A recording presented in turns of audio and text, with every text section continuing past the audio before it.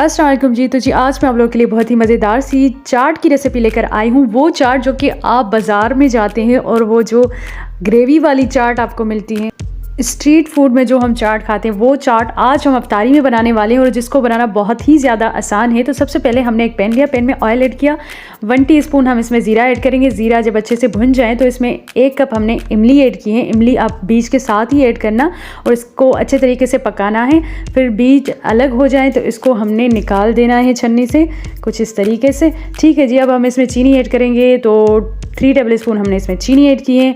2 table spoon हम इसमें मैदा add करेंगे, बिकॉज़ हमें जो है इसकी ग्रेवी बनानी है और उसको मैदा ऐड करके फिर उसको अच्छे तरीके से मिक्स करना है ताकि ये अच्छी सी एक पेस्ट बन जाए। अच्छे तरीके से इसको मिक्स करना है जब तक ये पेस्ट ना बन जाए। अब इसमें हम पानी ऐड करेंगे, तकरीबन 1 गिलास हमने इसमें पानी ऐड किया है।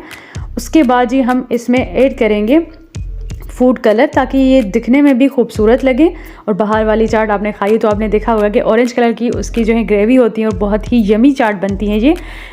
उसके बाद जी हमने इसमें बॉयल्ड चिकपीस ऐड करने हैं, चने, और चनों को आपने बहुत ही ज़्यादा बॉयल करना है ताकि ये अच्छे तरीके से गल जाएं। उसके बाद हमने इसको अच्छे तरीके से मिक्स करना है ताकि जो हमने एक ग्रेवी बनाई है खट्टी मीठी सी, जिसमें हमने चीनी भी ऐड की थी, वो अच्छे तरीके से चनों में मिक्स हो जाए। उसके बाद हमने इसमें आलू ऐड करना है।